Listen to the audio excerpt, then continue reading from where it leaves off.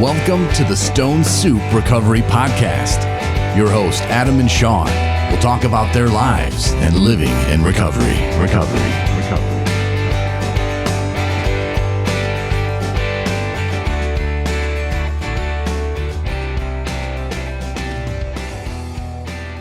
Hello and welcome to Stone Soup Recovery Podcast. My name is Adam. And I'm Sean. On tonight's podcast, we're going to be talking about early recovery and what it might look like, some of your fears that you may have as far as attending meetings, whether it's AA or NA, some of the concerns you might find, and maybe just generally what it's like for somebody to go through that and what it feels like on the other side of it as well.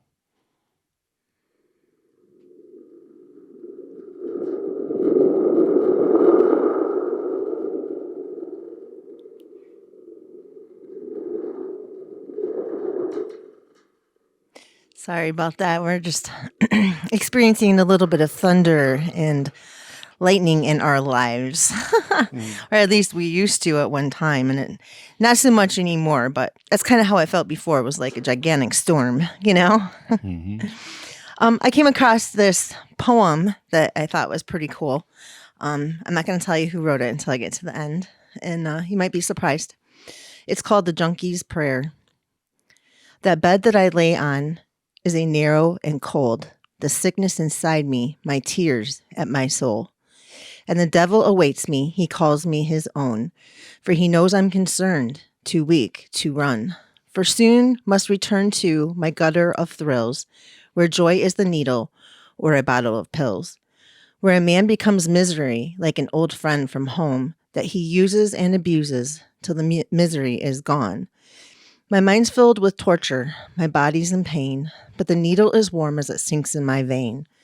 Just a matter of seconds, then my mind will be free from the coldness and darkness that dominate me. But the freedom is short-lived, and then I'm alone.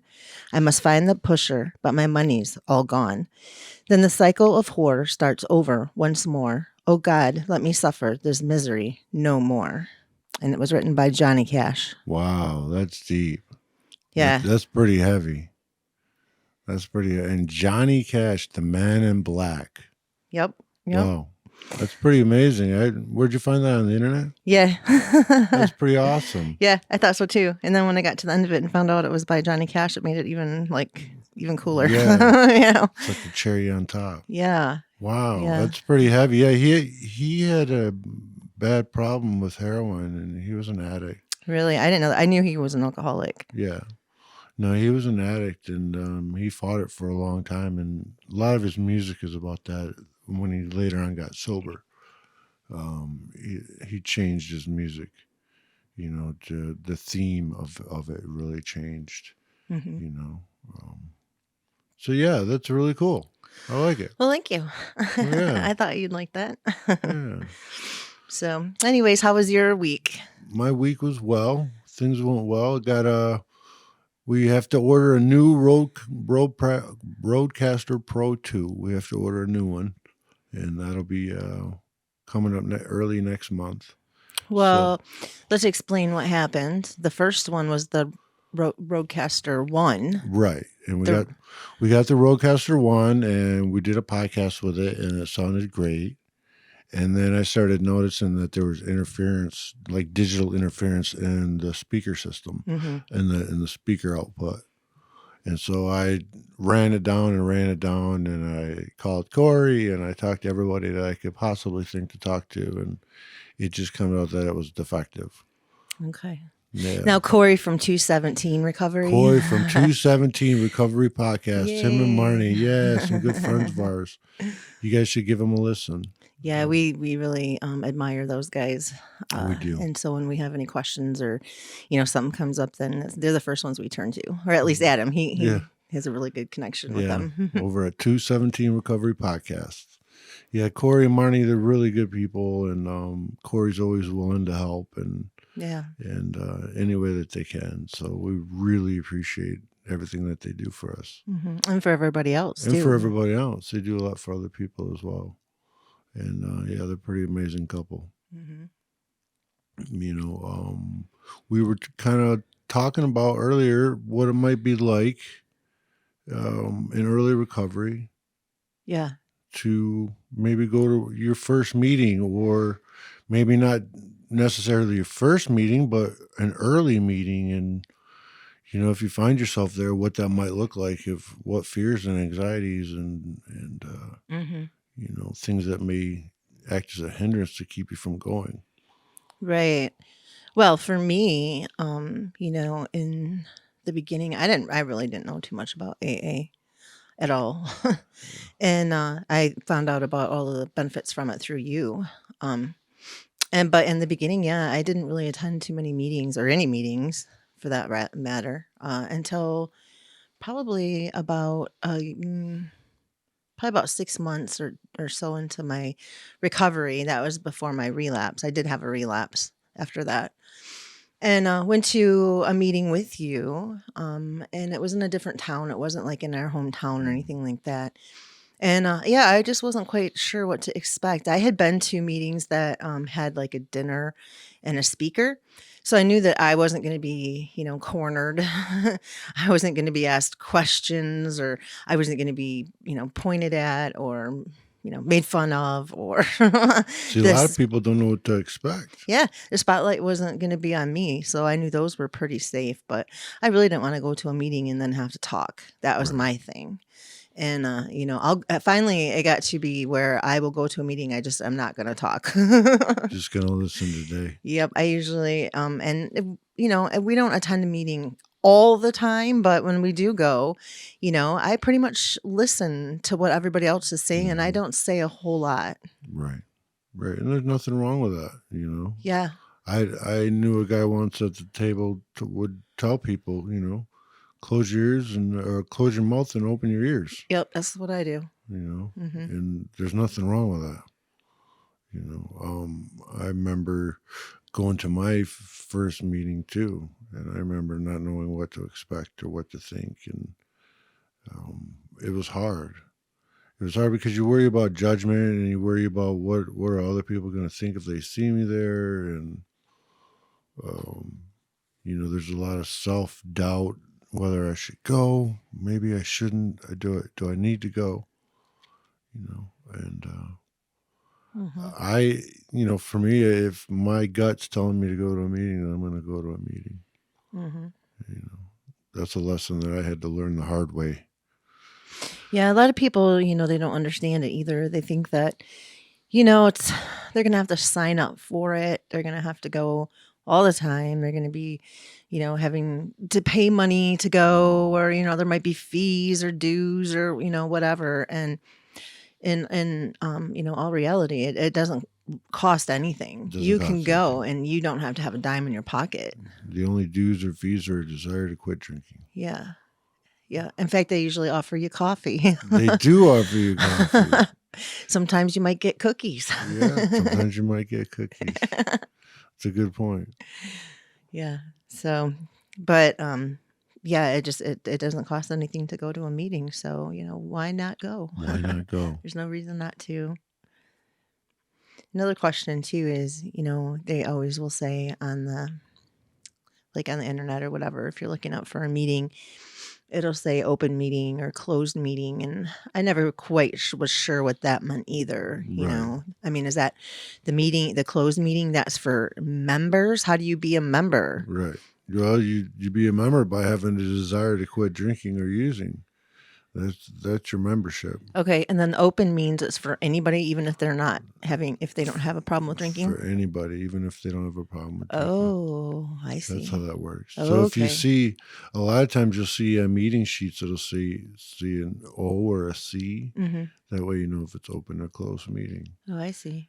Yeah, so like if you had a loved one that was, suffering from addiction of some sort, and say alcohol, Mhm. and you wanted to go and support them, and come on, let's go to a meeting together, then they could go to an open meeting. They Because, could go to an open meeting. Awesome. Yeah. I never knew. See, I didn't even know that today. Yeah, learning new stuff all the time, Yeah. are you? Learn new stuff all the time, are you? Yeah, it's pretty neat how that works. Mhm. Yeah, you'll generally find that you'll walk into a situation like either A or NA meeting, and you won't know anybody, and you'll feel a little out of place at first, and you just want to sit down and listen. But you'll find that people are very kind and they're very understanding in those meetings, and they know what it's like to be that guy in the chair for the first time. And so they show a lot of grace and compassion towards the newcomer. They always say that any meeting is about the newcomer. So people have a chance to tell their stories, and for that newcomer just to kind of soak it in, and also for that newcomer to share their stories as well. Some people aren't comfortable with sharing, but I've learned a lot, from people that were just sober, not even 30 days. I've picked stuff up from them. I'm like, wow, like I never thought of it that way, or I never looked at it that way. And everybody's viewpoint is different, and it's different than mine. And so it's very, very, very important that you don't let your fear and your anxiety to keep you from going to meetings. Yeah, I agree. I know for me, going to meetings, and when I was very first early in recovery, going to meetings was very important. I went to a lot of meetings, and it wasn't always easy. It wasn't, there was times that I found myself wanting to share and wanting to contribute and to be part of the conversation, So, yeah. You met quite a few neat people there too. You meet some pretty amazing people. Yeah. Some very interesting cats, that's for sure. All different kinds of people, different walks of life, doctors, people who are just hippies. You just meet all different kinds of people. You do. All across the board. Good people.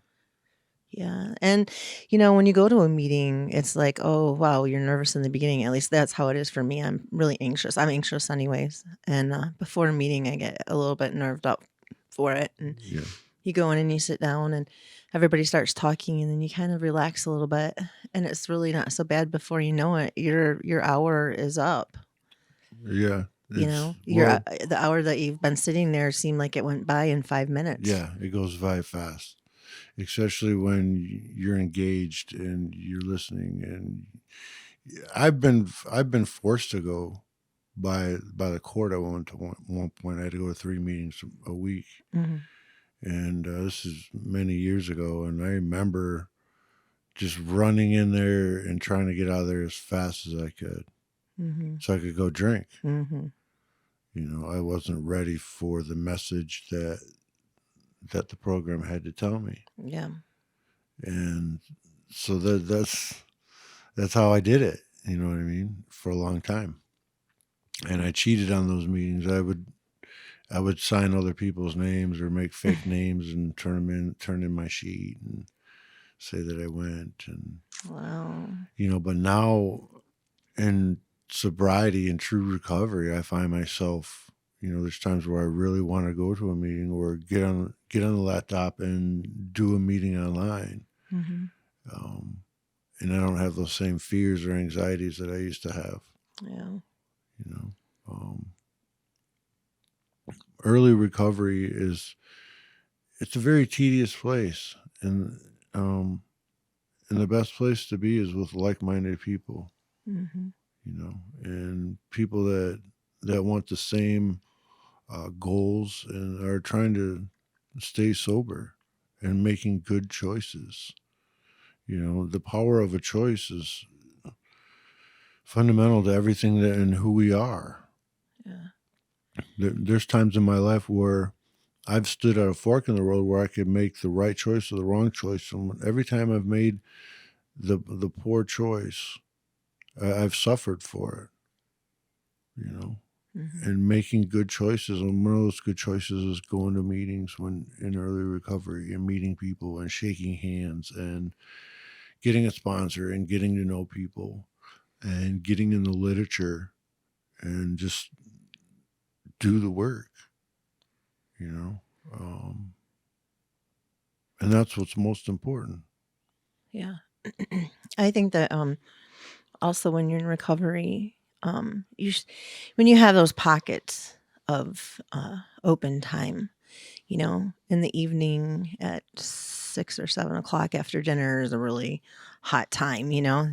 If you can fill those pockets, those tempting times during the day with things that are positive and will redirect your mind, eventually you'll stop thinking about alcohol during those times, and you'll start thinking about whatever the positive thing is that you're doing, whether it's going for a walk, or if it's attending an AA meeting, or if it's calling your friend or your sponsor or your brother or whoever, your kids, anything like that. And then plan to do that every day at that time. Because when I was actively drinking, 6 o'clock in the evening, it was really hot for me. Yeah. I was lighting it up by then. Yeah, you were getting it going. Yeah. And if I had that blank time, that empty space in my calendar, that's going to be the time I'm probably going to go drink then.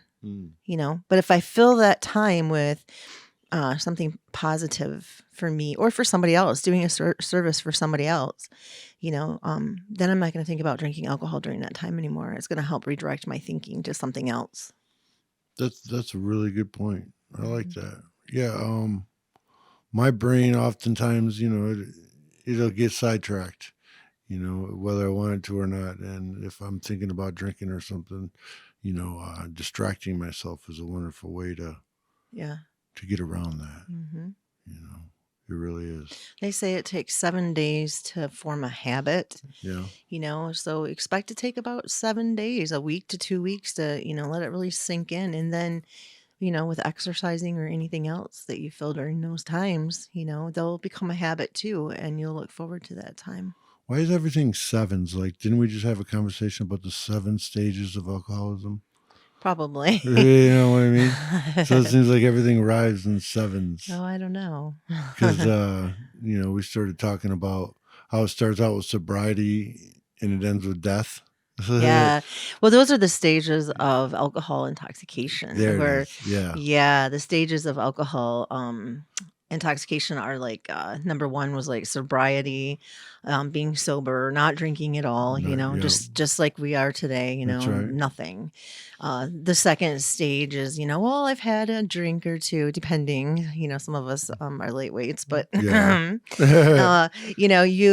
feel that euphoric feeling first when you first start drinking. Right. You feel just everything feels good and warm and cozy, and then you can move on to excitement. And that's a lot of times where people, there's a life of the party at that point. They're dancing and they're socializing and they're, just all over the place.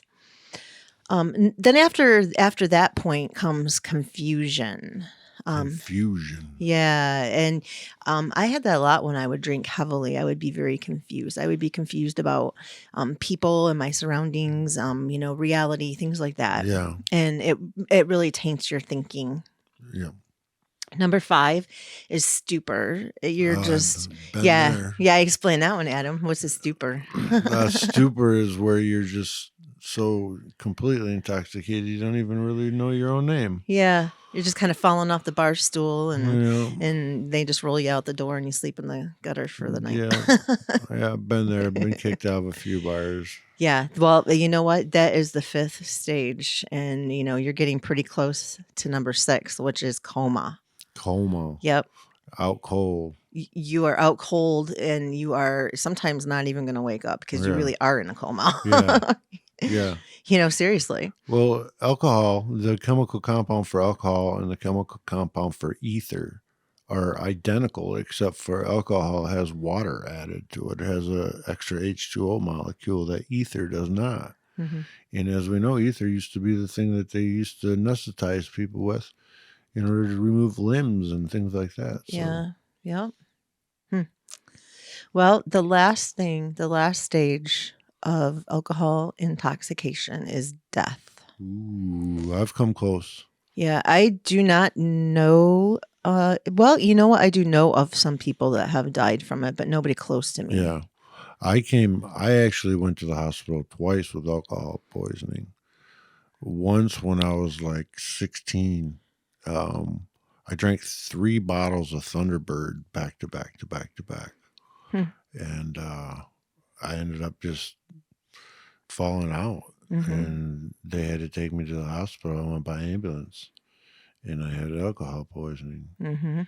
And I almost died.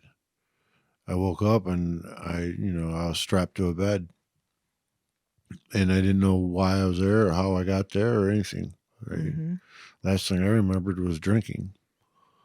And that was the first time. You'd think that something like that, most people would go through something like that and they'd actually stop drinking. They'd never drink again. Not me. True to form, I was back at it again. And it was later on in life. I was in my 30s. And I had too much vodka. And I drank a lot of vodka. And I fell out again. And my neighbor came and was coming over and found me and called the ambulance for me. Had he not, I probably would be dead from alcohol poisoning. Because it was strange because I woke up, in a hospital, got in a hospital, and they told me everything had happened. And then they started talking to me about my drinking. And the next thing I knew, I wanted to leave. You start telling me that I'm an alcoholic or that maybe I'm drinking too much. And, well, it's time to leave the hospital where I just almost died from drinking too much. So that tells you the train of thought that I had at the time. But no, I lived through it. And, that's a real thing. People really do, this disease kills people. People die from it.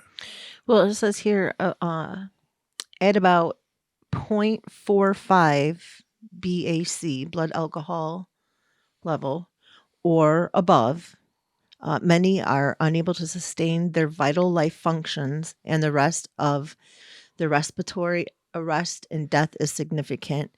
Note that death is also possible at lower BACs. That's what happened to me. You just can't, your body can't, your heart can't beat anymore, your lungs can't breathe anymore, your body can't function anymore, everything shuts down and you die. That happened to me almost twice. Yeah.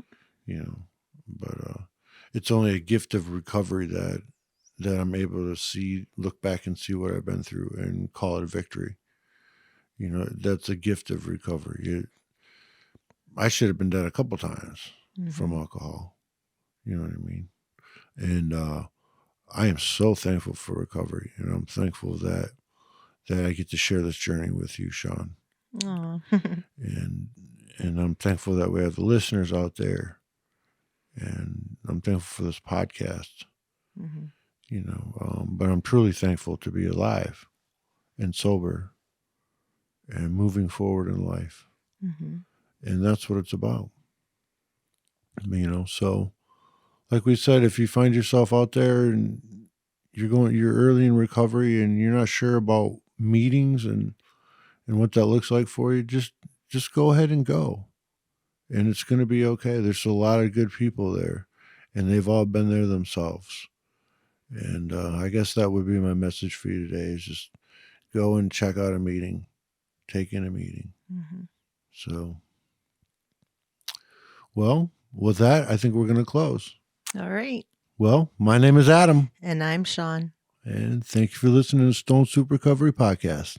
Bye. Bye. Thanks for listening to the Stone Soup Recovery Podcast. Feel free to contact us on social media. We'd love to hear from you.